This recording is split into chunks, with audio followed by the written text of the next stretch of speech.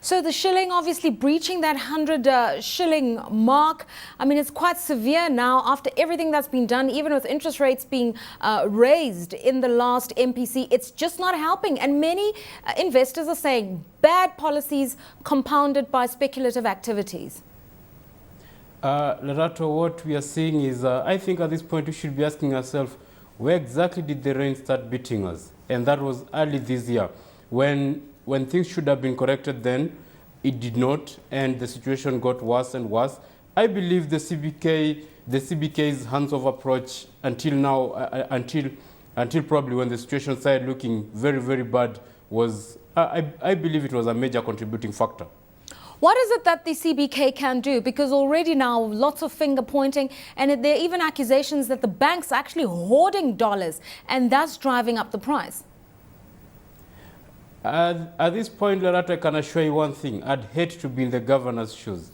I believe at this point really his options are limited because any action, because of the actions that we've seen in the past few months have really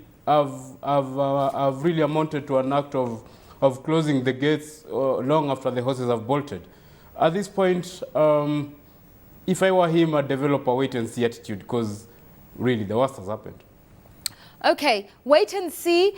In an environment where we've seen so many policy fluctuations, we've seen numerous changes in the interbank discount window rate. We've seen first a cautious approach to consumer rates, and then we've seen a hiking of these interest rates. It's had a bearing on things like treasury bills, and then we've seen some of those policies being repealed. So effectively we need very decisive policy stances, and also there needs to be fiscal support in terms of government reining in their spending. Are the two forces working in tandem? No. Look again at the main at where the dollar started heading up.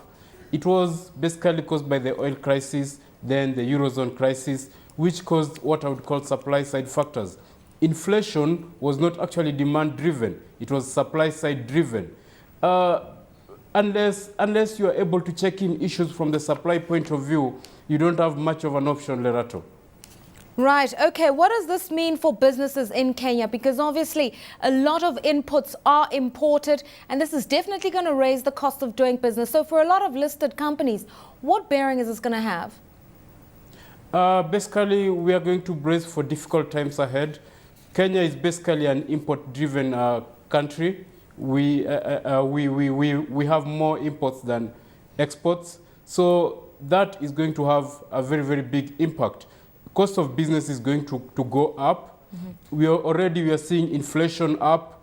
That means interest rates are going to be up. Liquidity is going to be a major problem going forward. So we are seeing a situation whereby companies are going to brace themselves for hard times. But we are having agricultural companies. I mean, the export-driven companies. Well, they might just see an increase in their revenues. All right, obviously, and we've seen stellar performance on the part of counters like Kakuzi and Sisini, the agro processors.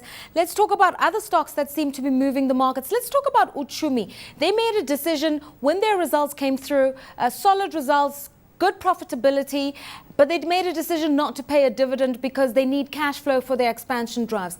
This is a stock that seems to be moving its shares. It's quite an active counter. After everything that's happened to Uchumi, how do you rate their performance? Good. As an investor today, I would heavily invest in it. Although, we've seen that contrary to my belief that in a bear market, the exchange will punish non-dividend paying stock. We've actually seen the reverse of that in Uchumi. We've been seeing it coming up, and even if they've come down, they've not come down to such such low levels.